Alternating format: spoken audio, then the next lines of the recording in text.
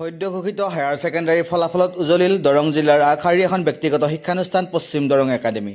দৰঙৰ বেচৰকাৰী বিদ্যালয়সমূহৰ ভিতৰত 2010 চনতে প্ৰতিষ্ঠা হোৱা এখন আগশাৰীৰ বিদ্যালয় চিপাঝাৰ পশ্চিম Darrang academy senior secondary school. ব্যক্তিগত বিদ্যালয়সমূহৰ ভিতৰত 100% উত্তীৰ্ণৰে উজলিল এইখন বিদ্যালয়। এইবেলি এইখন বিদ্যালয় এইচএছৰ ফলাফলে বাৰুকে সুখী কৰিছে ছাত্ৰ ছাত্ৰী, অভিভাৱক তথা শৈক্ষিক সমাজক। এইবেলি বিজ্ঞান আৰু কলা শাখা মিলি মুঠ 40গৰাকী ছাত্ৰ ছাত্ৰীয়ে ষ্টাৰ নম্বৰ পাবলৈ সক্ষম হয়। বিদ্যালয়খনে বিজ্ঞান শাখাত 111 জনৰ ভিতৰত 81 জনে প্ৰথম বিভাগ আৰু কলা শাখাত 51 জনৰ ভিতৰত 29 জনে প্ৰথম বিভাগ পাবলৈ সক্ষম হৈছে। এন্থ্ৰপলজি বিভাগত ৰাজ্যিক ভিত্তিত 99 নম্বৰ আৰু বিহু বিষয়ত 99 নম্বৰ পাবলৈ সক্ষম হৈছে পশ্চিম দৰং একাডেমী। ছাত্ৰ ছাত্ৰীসকলক শৈক্ষিক ক্ষেত্ৰৰ লগতে বৌদ্ধিক আৰু মানসিক বিকাশৰ বাবে এআই শিক্ষা প্ৰদানৰ চেষ্টা ৰাখিছে বিদ্যালয়খনৰ অধ্যক্ষ চম্পাৰাম চহৰীয়াৰ লগতে শিক্ষক কৰ্তৃপক্ষই। সমাজৰ দুখীয়া মেধা ছাত্ৰ ছাত্ৰীৰ নামভৰ্তিৰ বাবে বিশেষ সুবিধা ৰাখিছে পশ্চিম দৰং একাডেমীয়ে।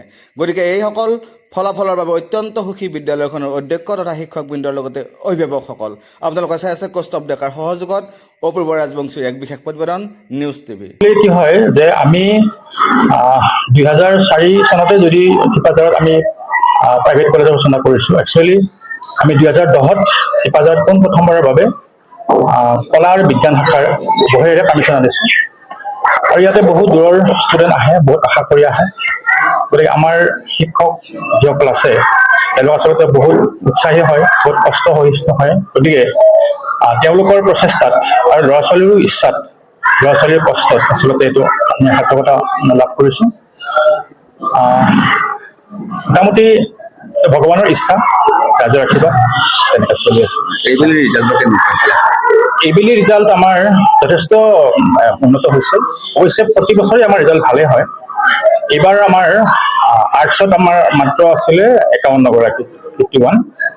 তাতে আমাৰ 29 ফাৰ্ষ্ট ডিভিজন আছে, 19 গৰাকীয়ে ছেকেণ্ড পাইছে আৰু থাৰ্ড পাইছে 3 গৰাকীয়ে। তাতে ষ্টাৰ মাৰ্ক পাইছে আমাৰ 15 জনে। তাতে আমাৰ ষ্টেট হাইয়েষ্ট আহিছে এন্থ্ৰপলজি ডিপাৰ্টমেণ্ট, 99%। তাৰ নাম পুলিচ ছোৱালীজনে পাইছে।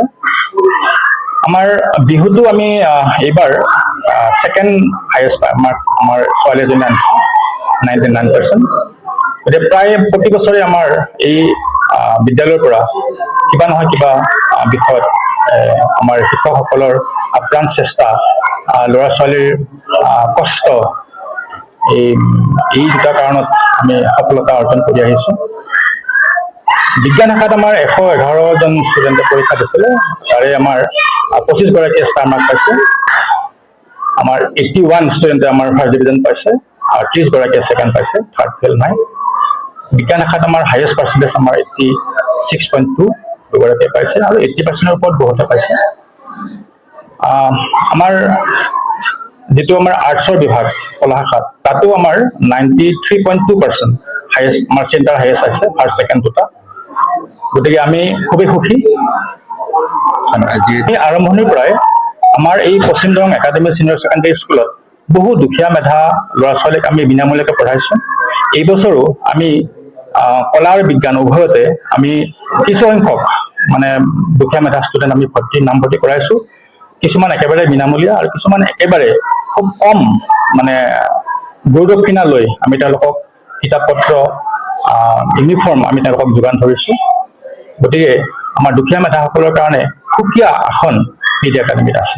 ছাত্ৰ ছাত্ৰীসকলক শৈক্ষিক ক্ষেত্ৰৰ লগতে মানসিক বুদ্ধিৰ ক্ষেত্ৰত আগুৱাই নিবৰ কাৰণে বিদ্যালয়খনৰ পৰা কিবা নতুন প্ৰচেষ্টা বা পৰিকল্পনা হাতত লৈছে নেকি?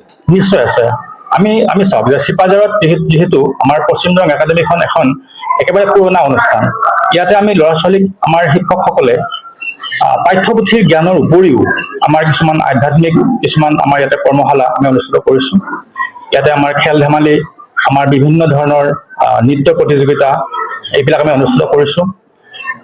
উঠি অহা প্ৰজন্মক আমি তেওঁলোকৰ ভৱিষ্যত বিভিন্ন ধৰণৰ পৰামৰ্শ বা বিভিন্ন ধৰণৰ ইনফৰমেশ্যন দিবৰ কাৰণে আমি ইয়াতে কেৰিয়াৰ গাইড কাউন্সিলিং, আমি বিশেষকৈ চায়েন্সৰ ষ্টুডেণ্টৰ কাৰণে নেক্সাছ প্ৰগ্ৰাম আমি কৰোঁ। যিসকলে বিজ্ঞান শাখাত নামভৰ্তি কৰি তেওঁলোকে ইঞ্জিনিয়াৰিং বা ডক্টৰ বা অন্যান্য কম্পিটিটিভ এক্সামবিলাকত যাব বিচাৰে, তেওঁলোকৰ কাৰণে আমি ইয়াত সুকীয়া চেল ৰাখিছোঁ। আমাৰ অভিজ্ঞ শিক্ষক আমাৰ লগত আছে, তেওঁলোকে কাউন্সিলিং কৰে, তেওঁলোকে পাঠ্যৰ পুথিৰ লগত সংগতি ৰখাকৈ কম্পিটিটিভ এক্সামবিলাকত তেওঁলোকে প্ৰেক্টিছ কৰায় গতিকে এইবাৰ আমি বিজ্ঞান শাখাৰ কাৰণে নতুন এটা বিষয় সন্নিৱিষ্ট কৰিছোঁ, সেইটো হ'ল আমাৰ কম্পিউটাৰ এডুকেশ্যন, কম্পিউটাৰ চায়েন্স। আৰু আমি পৰ্যায়ক্ৰমে হয়তো এআইৰো আমি চিন্তা কৰিছোঁ এবাৰ, কিন্তু এআইৰো আমি ইয়াত এইবাৰ অকণমান গাইড কৰিম ল'ৰা ছোৱালীক, যিহেতু এইটো এটা নতুন যোৱাৰ ল'ৰা ছোৱালীৰ ভৱিষ্যত মানে বিজ্ঞান আৰু প্ৰযুক্তিবিদ্যাৰ লগত খাপ খোৱাকৈ আমি কিছু পাঠ্যক্ৰম, কিছু অভিজ্ঞ ব্যক্তি আমি ইয়াত সন্নিৱিষ্ট কৰিছোঁ। আৰু আমাৰ ভাল লাগিছে যে এইবাৰ প্ৰথমবাৰৰ বাবে কিছু মানে ৰিটায়াৰ্ড অভিজ্ঞ শিক্ষকো আমাৰ লগত ষ্টাফত চামিল হৈছে। আচলতে আমি আজি তাৰিখলৈকে এই বিদ্যালয়ত যিখিনি শিক্ষক শিক্ষয়িত্ৰী আমি নিযুক্তি দিছোঁ, এনে এগৰাকী শিক্ষক আমি পোৱা নাই যিগৰাকী শিক্ষক বা শিক্ষয়িত্ৰীয়ে ইয়াতে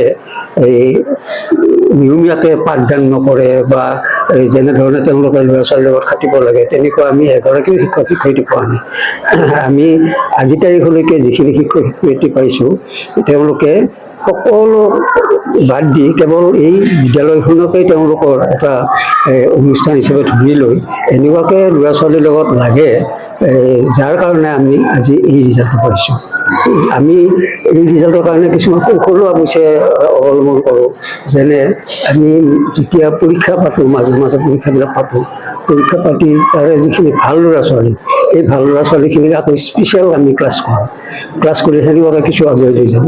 তাৰপিছত গাৰ্জেনবিলাক আমি গাৰ্জেন মিটিং পতাৰ উপৰিও বিশেষকৈ মই ৰেক্টৰ হিচাপে গ্ৰুপ বাই গ্ৰুপ ষ্টুডেণ্টৰ গাৰ্জেন মাতি গাৰ্জেন, ষ্টুডেণ্ট, মই আৰু আমাৰ কৰ্মচাৰী যিখিনি শিক্ষক শিক্ষয়িত্ৰী তাতে জড়িত থাকে তেওঁলোকক মাতি কিহৰ কাৰণে ল'ৰা ছোৱালীবিলাক ইমান পিছ পৰি আছে বা কিয় আগবাঢ়িব পৰা নাই বা ক'ত কি অসুবিধা পাইছে, আমি সেইধৰণে কথাবিলাক কাউন্সিলিং কৰোঁ, কৰি তাৰ ওপৰত আমি ব্যৱস্থা লওঁ। আৰু শিক্ষক শিক্ষয়িত্ৰীসকলক এই সম্পৰ্কত তেওঁলোকক যত্ন ল'বৰ কাৰণে কৰোঁ। আৰু আমাৰ ব্যৱস্থা আছে, আমি বিশেষকৈ ছেকেণ্ড ইয়াৰত এটা কাম কৰোঁ, আমাৰ প্ৰত্যেকগৰাকী শিক্ষক শিক্ষয়িত্ৰীক যিখিনি ল'ৰা ছোৱালীয়ে ফাইনেল দিব অহা বছৰত, সেই ল'ৰা ছোৱালীখিনি আমি ভগাই দিওঁ গোটেই বছৰটোৰ কাৰণে। সেই শিক্ষক বা সেই শিক্ষয়িত্ৰীজনীৰ দায়িত্ব হ'ল যে গোটেই বছৰটোত সেই ল'ৰাজন বা সেই ছোৱালীজনী নিয়মীয়াকৈ কলেজত আহে নে নাহে, ঘৰুৱা কামবিলাক কৰিছে নে নাই, ঘৰত মোবাইলে চাই আছে কৰিছে নাই, সেইবিলাক গাৰ্জেনৰ লগত অনুভৱ যোগাযোগ কৰি থাকে। আৰু কিবা অসুবিধা পালে গাৰ্জেনক মাতি গাৰ্জেনৰ লগত আলোচনা কৰে।